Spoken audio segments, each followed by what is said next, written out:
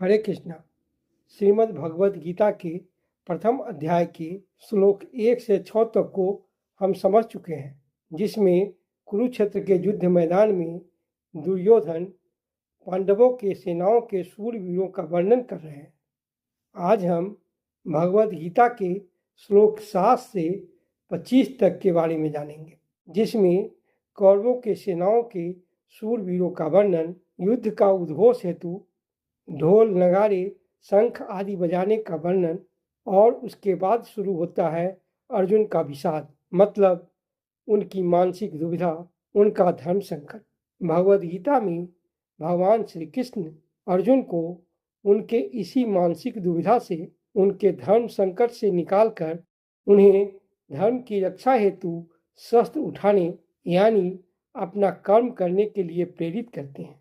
नमस्ते, मैं विनय कुमार आपको लेकर चलता हूँ कुरुक्षेत्र के युद्ध मैदान में, जहाँ दुर्योधन गुरु द्रोणाचार्य से अपनी सेनाओं के सेनापतियों, योद्धाओं के बारे में कह रहे हैं। श्लोक 7।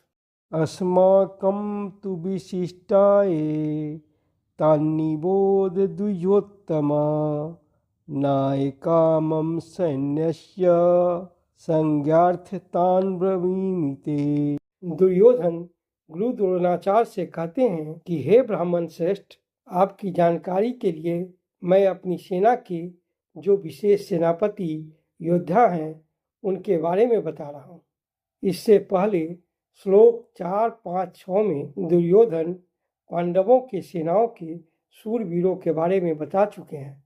शत्रु पक्ष की जानकारी हो जाने के बाद, समस्या की जानकारी हो जाने के बाद बारी आती है अपने पक्ष की सोचने की, समस्या को हल करने के लिए स्वयं का आकलन करने का। यही यहाँ दुर्योधन भी कर रहे हैं। श्लोक 8। भवान् भीष्मश्च कर्णश्च कृपश्च समितिञ्जय अश्वत्थामा विकर्णश्च सौमदत्तिस्तथैव च। मेरी सेना में स्वयं आप द्रोणाचार्य, भीष्म पितामह, कर्ण, कृपाचार्य, अश्वत्थामा, विकर्ण और सोमदत्त का पुत्र भूरिश्रवा आदि हैं, जो युद्ध में सदैव विजयी रहे हैं। श्लोक 9। अन्ये च बहवः शूरा मदर्थे त्यक्तजीविता नानाशस्त्रप्रहरणा सर्वे युद्धविशारदा। ऐसे अन्य अनेक शूरवीर भी हैं जो मेरे लिए अपने जीवन का त्याग करने के लिए तैयार हैं। वे अनेक प्रकार के शस्त्रों से सुसज्जित हैं तथा युद्ध की कला में प्रवीण हैं। श्लोक 10। अपर्याप्तं तदस्माकं बलं भीष्माभिरक्षितं पर्याप्तं त्विदमेतेषां बलं भीमाभिरक्षितं। हमारी शक्ति, सेना असीमित है। हम सब भीष्म पितामह द्वारा रक्षित हैं और भीम द्वारा रक्षित इन लोगों यानी पांडवों की सेना सीमित है। श्लोक 11। अयनेषु च सर्वेषु यथा भागम् अवस्थिता भीष्ममेवाभिरक्षन्तु भवन्तः सर्व एव हि। इसलिए सब मोर्चों पर अपनी अपनी जगह पर स्थित रहते हुए आप सभी निश्चित रूप से भीष्म पितामह की रक्षा करें। यहाँ दुर्योधन अपने युद्ध के मोर्चा को सुदृढ़ करना चाहते हैं और भीष्म पितामह की रक्षा करने का निर्देश देते हैं, क्योंकि पितामह कौरवों के लिए सबसे महत्वपूर्ण थे। इसलिए दुर्योधन पितामह को हाई सिक्योरिटी जोन में रख रहे हैं, जैसा कि आज भी परमाणु संपन्न देश अपने परमाणु संयंत्र को हाई सिक्योरिटी जोन में रखते हैं। यही यहाँ दुर्योधन भी कर रहे हैं। श्लोक 12। तस्य संजनयन हर्षं कुरु वृद्धः पितामहः सिंहनादं विनद्योच्चै शंखं दद्मो प्रतापवान्। तब कुरुवंश के वयोवृद्ध प्रतापी योद्धा भीष्म पितामह ने सिंह के समान गर्जना करने वाला अपना शंख उच्च स्वर में बजाया, जिससे दुर्योधन के हृदय में हर्ष उत्पन्न हो गया। श्लोक 13। ततः शंखाश्च भैर्यश्च पणबाणक गोमुखा सहसैवाभ्यहन्यन्त सशब्दस्तु मूलोऽभवत्। उसके पश्चात शंख, भेड़ियां, ढोल, नगाड़े, सिंह आदि एक साथ बज उठे। यह सामूहिक शब्द बड़ा भयंकर कोलाहलपूर्ण था। श्लोक 14। ततः श्वेतैर्हयैर्युक्ते महति स्यन्दने स्थितो माधवः पाण्डवश्चैव दिव्यो शंखोपदध्मतु। तत्पश्चात सफेद घोड़ों से युक्त विशाल रथ पर बैठे हुए कृष्ण तथा अर्जुन ने अपने दिव्य शंख बजाए। श्लोक 15।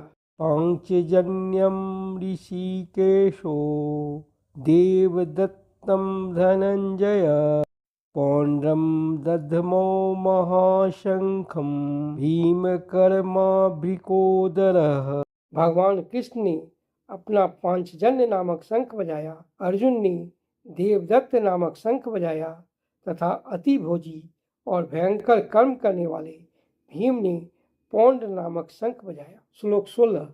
अनंत विजयम राजा कुंती पुत्रो युधिष्ठिर नकुलः सहदेवश्च सुघोष मणिपुष्पकौ। राजा कुंती पुत्र युधिष्ठिर ने अनंत विजय नामक शंख बजाया तथा नकुल ने सुघोष और सहदेव ने मणिपुष्पक नामक शंख बजाए। श्लोक 17। काश्यश्च परमेश्वास शिखंडी च महारथ धृष्टद्युम्नो विराटश्च सात्यकिश्च पराजितः। इस श्लोक को हम 18वें श्लोक के साथ जानेंगे। श्लोक 18। द्रुपदो द्रौपदेयाश्च सर्वशः पृथ्वीपते सौभद्रश्च महाबाहु शंखान् दध्मुः पृथक पृथक। संजय धृतराष्ट्र से कहते हैं, हे राजन, महान धनुर्धर काशीराज, परम योद्धा शिखंडी, धृष्टद्युम्न, विराट, अजय, सात्यकी, राजा द्रुपद, द्रौपदी के पुत्रों तथा महाबाहु सुभद्रा पुत्र अभिमन्यु ने भी अपने अपने शंख बजाए। यहाँ सब योद्धा अपने अपने शंख बजाकर युद्ध में अपने होने का आभास करा रहे हैं। श्लोक 19। सघोषो धार्तराष्ट्राणां हृदयानि व्यदारयत् नभश्च पृथिवीं चैव तुमुलोऽभ्यनुनादयन्। इन विभिन्न शंखों की ध्वनि के कोलाहल से पृथ्वी तथा आकाश गूंज उठे तथा धृतराष्ट्र के पुत्रों अर्थात कौरवों की सेना के लोगों के हृदय विदीर्ण होने लगे। युद्ध से पहले जैसे आप अपनी शक्ति दिखाकर डराने का प्रयास करते हैं, जैसे 26 जनवरी गणतंत्र दिवस के दिन भारत में सैन्य परेड, अस्त्र शस्त्र की झांकी दिखाकर विश्व को हम अपनी शक्ति दिखाते हैं, वैसे ही यहाँ भी हो रहा है। श्लोक 20। अथ व्यवस्थितान् दृष्ट्वा धार्तराष्ट्रान् कपिध्वज प्रवृत्ते शस्त्रसम्पाते धनुरुद्यम्य पांडव। इसका अर्थ हम 21वें श्लोक के साथ देखेंगे। श्लोक 21। ऋषिकेशं तदा वाक्यम् इदमाह महीपते अर्जुन उवाच सेनयोरुभयोर्मध्ये रथम् स्थापयाम्यच्युत। हे राजन, इसके बाद कपि यानी हनुमान की ध्वजा से अंकित रथ पर आसीन अर्जुन अपना धनुष उठाकर बाण चलाने को उद्यत होकर भगवान कृष्ण से ये वचन बोला, हे अच्युत, आप कृपा करके मेरे रथ को दोनों सेनाओं के बीच में ले चलिए। अच्युत अर्थात अटल, जो अपने स्थान से हटता नहीं, जिसका नाश नहीं हो सकता। भगवान श्री कृष्ण का एक नाम अच्युत भी है। श्लोक 22।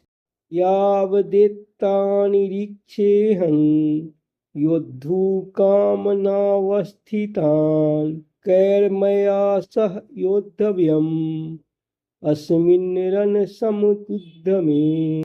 जब तक मैं युद्ध की इच्छा से एकत्रित हुए इन सभी योद्धाओं को देख सकूं, कि इस युद्ध रूपी संघर्ष में मुझे किन किन के साथ युद्ध करना है।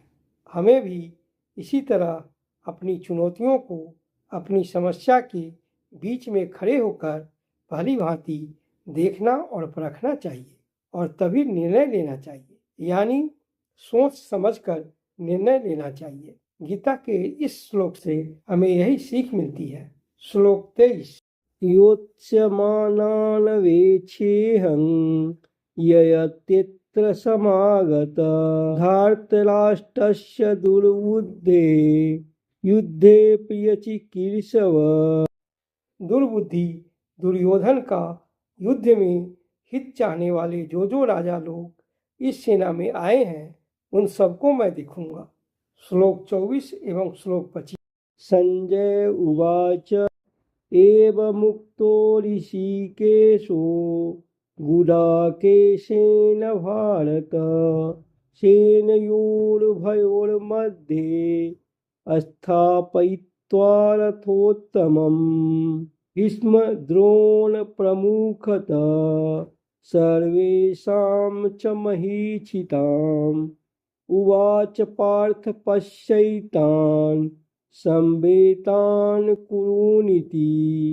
संजय ने कहा, हे भरतवंशी, अर्जुन द्वारा इस प्रकार कहे जाने पर भगवान ऋषिकेश कृष्ण ने रथ को लाकर दोनों सेनाओं के मध्य में खड़ा कर दिया। भीष्म द्रोण तथा विश्व भर के राजाओं के सामने भगवान कृष्ण ने कहा, हे पार्थ, यहाँ पर 31 सारे कुरुवंशियों को देखो। यहाँ श्री कृष्ण अर्जुन के जिज्ञासा को शांत करने के लिए और स्वयं आत्मनिर्णय के लिए रथ को दोनों सेनाओं के मध्य लाकर खड़ा कर दिए। आज के क्लास से यदि कुछ भी सीखने, जानने और समझने को मिला है तो इस चैनल को लाइक और सब्सक्राइब कर अधिक से अधिक लोगों को शेयर करें। प्रथम अध्याय का शेष भाग अगले क्लास में जानेंगे। धन्यवाद।